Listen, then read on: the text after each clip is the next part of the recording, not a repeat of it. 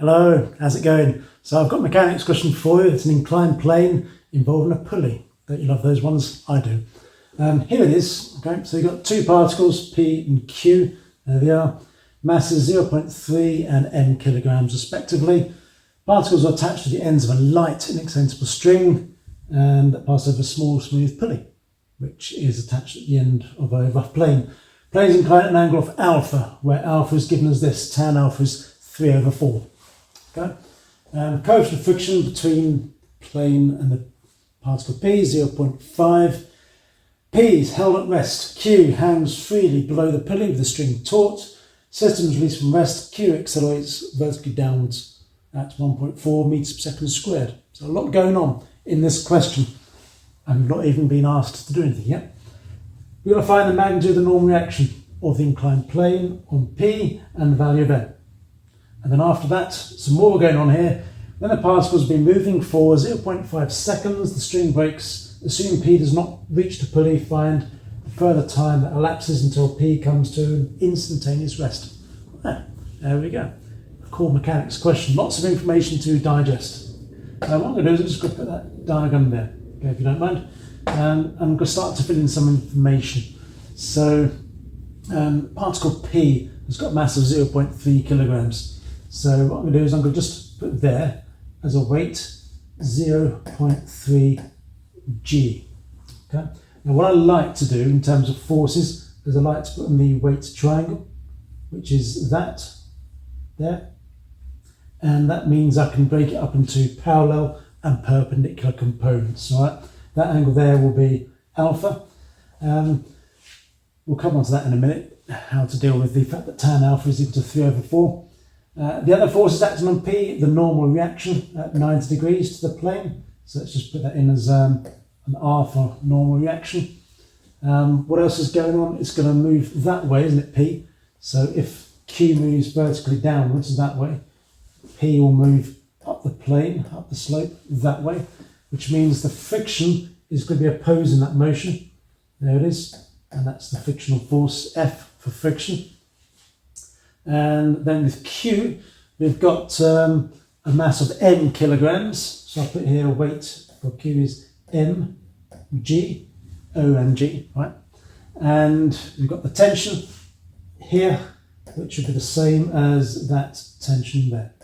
Okay, so a lot going on, as I said. Now let's deal with this. Tan alpha is equal to 3/4. Oops, so tan alpha, I should say, is equal to 3/4. The examiners have given us the information like this so we can actually do something with it. We don't need to work out the actual angle of alpha. We can work out what sine alpha and cosine alpha are. And I'll show you how. So if I just set up a triangle here, it doesn't matter how I draw it out, as long as it's a right angle triangle with horizontal and vertical bits. So this is the angle alpha we're considering. I know it's acute because it's on an inclined plane. That is obviously an acute angle between 0 and 90 degrees. Tan alpha, tan is opposite over adjacent, so the opposite will be 3, the adjacent will be 4. I just need to work out that length. It's a 3, 4, 5 triangle. If you're not happy with that, just use Pythagoras' theorem and you'll see that 5 is the hypotenuse, and then that enables me to work out expressions for sine alpha and cosine alpha. So sine alpha will be opposite over hypotenuse, 3/5, and cosine alpha, that will be adjacent over hypotenuse, so 4/5. Okay. Now I'll spend a couple of minutes just putting things on this diagram and talking to you about that before we've even gotten onto this. So this is how demanding one of these sorts of mechanics questions can be. All of this legwork though is going to help us to answer the question a lot more quickly. Okay. We've got to find the magnitude of the normal reaction of the inclined plane P. So we've got to find what R is. Okay. Right, give me a moment. I'm just going to reset my board so I've got more working space. I'm back in a minute. There, it didn't take long, did it? I've just done away with all the wording. I've just got the diagram left. Okay. Now, because we need to find out what this R is, we're going to have to resolve using particle P, and I'm going to do that perpendicular to the plane. Okay. So I'm going to write that as perpendicular to the plane and resolving perpendicular to the plane. So I'm going to have R, obviously, and then The only other one that's got a perpendicular component is this, isn't it, the weight component, because tension and friction, they're at right angles to that. So this bit here, that's going to be equal to 0.3 G cosine alpha, because here my weight's triangle. Okay, I've got this bit here is the 0.3 G, the hypotenuse, and then this is adjacent to the angle. That's the perpendicular bit I want. So cosine alpha adjacent, so 0.3 G cosine alpha. And cosine alpha is just 4/5. Right? So I'm going to write that as 0.3 G multiplied by 4/5. And that should do for working out the normal reaction. I'm just going to get that as a decimal. So 0.8 multiplied by 0.3 multiplied by 9.8. Always use 9.8 for G. So 2.352. Okay, so 2.352 newtons. I would in the exam round it to two significant figures if I were you. Remember, the general rule is whenever you're using G in your calculations, since G is used as a figure to two significant figures, 9.8, any answer should be rounded as well accordingly. But I'm going to keep that as my exact answer, and it was exactly 2.352 for further calculation should I need it. And I'm going to need it. Next, what can I do? Just a quick reminder. Here, coefficient of friction is 0.5. All right. So what I'm going to do is using F equals mu r, F equals 0.5 r. I'm going to work out what that is straight away. Okay. So here we go. Get the calculator out again. It's much quicker when I'm doing this in a video. So 2.352 divided by 2 is 1.176. So that's the frictional force. Okay. And now what I'm going to do is I'm going to resolve parallel to the plane. Okay, there's a few things I need to do really, but resolve parallel to the plane is one of them. Now, since it's moving upwards, up the slope, I meant, not upwards vertically, up the slope, I meant, T is going to be positive, and then subtract frictional force, F, which is 1.176, subtract the weight component, which is that bit there, and that's going to be sine alpha this time, 0.3 G sine alpha. And just to save a bit of time, do you mind if I just put that in as 3/5? Sure, you don't mind. Sine alpha, 3/5 multiplied by 3/5. That is equal to the mass times acceleration. So we don't know what, oh yes we do, we know the mass of that one is 0.3. 0.3. I've just got to quickly check what the acceleration was again. 1.4. Okay, so 1.4 meters per second squared. That's it. Okay, and that's going to be able to work out what T is. All right, so I'm just going to work that out now. So 0.3 multiplied by 1.4 added to 0.3 times 9.8 times 0.6, and then added to 1.176 should give me 3.36. 3.36. So the tension there is 3.36 newtons, and that's exact as well. And then we look at particle Q, and bear in mind the tensions are exactly the same. Okay, so that T is the same as that T there. Because I don't need this anymore, I'm going to rub it off. Hope you don't mind.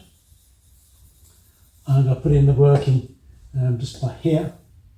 There we go. So for Q, there's only one thing that's going on there, that's moving vertically.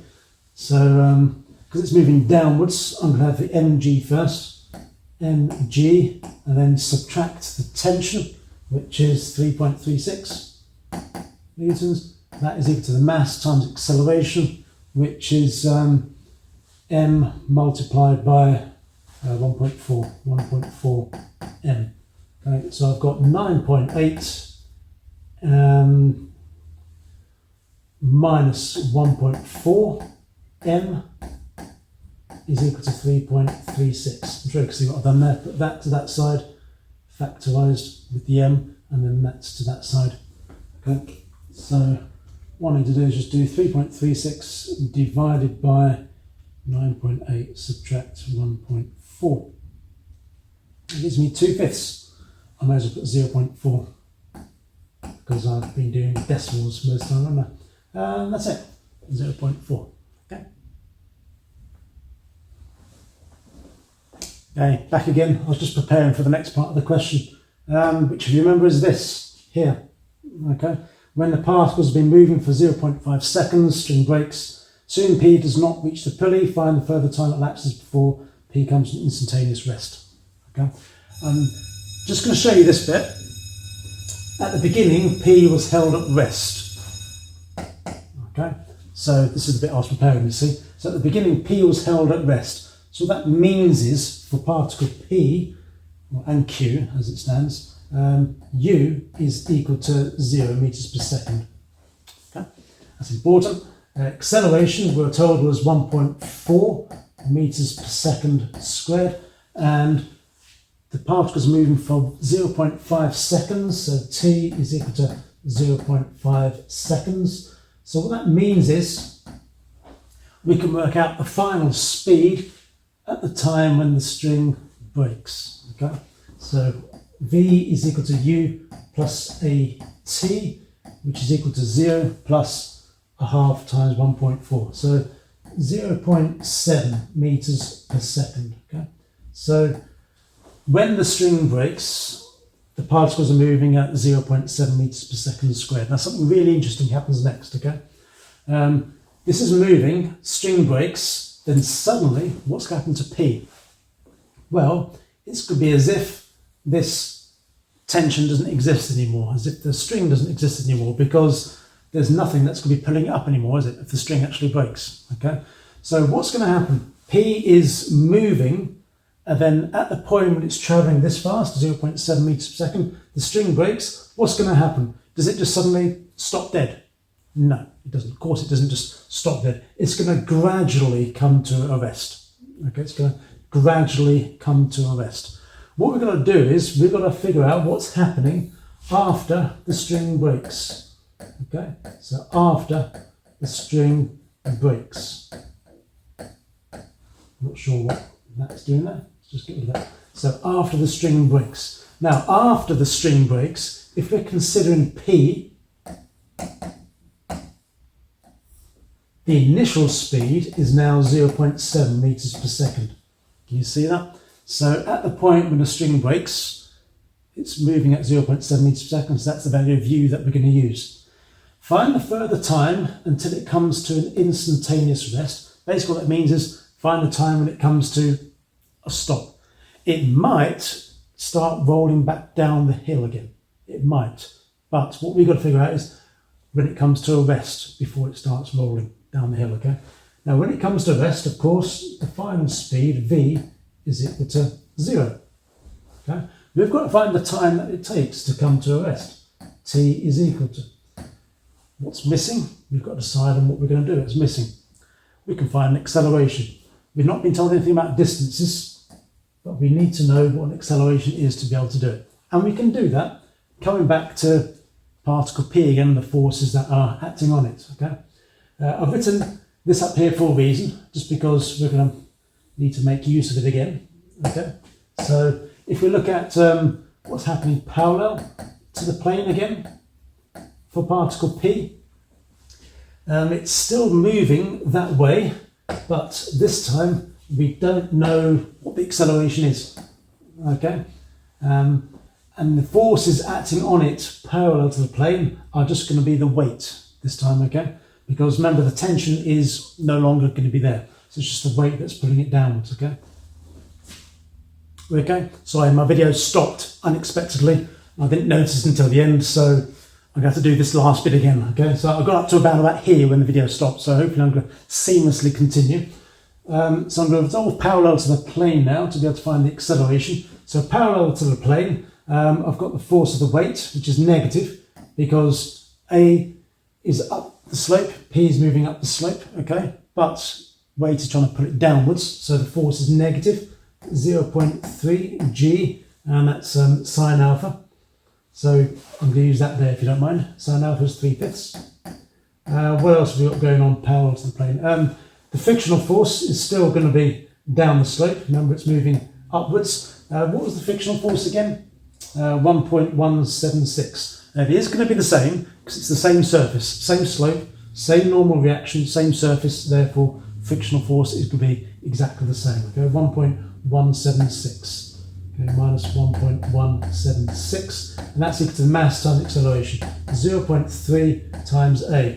Notice how these two equations are very similar. The only thing different is this time we had t when it was being pulled up by this light accessible string. When that's removed, we don't have that anymore. We just got negative this, negative that, equals mass times, and we just got a new acceleration that we're trying to find. I can work out a is from that calculation. Let's just do that, shall we? So 0.3 multiplied by 9.8 multiplied by 0.6, that's that bit there. Add 1.176, that's that bit there. Make it a negative, divided by 0.3, and that should give me, isn't that lovely? Isn't that lovely? Negative 9.8. Why is that lovely? Because that's just negative g. I love it when things work out like that. So acceleration is negative g. It's just, I'm so impressed. I just love that as an answer. So negative 9.8 meters per second squared. Then we can just come back to this and work out the value of t.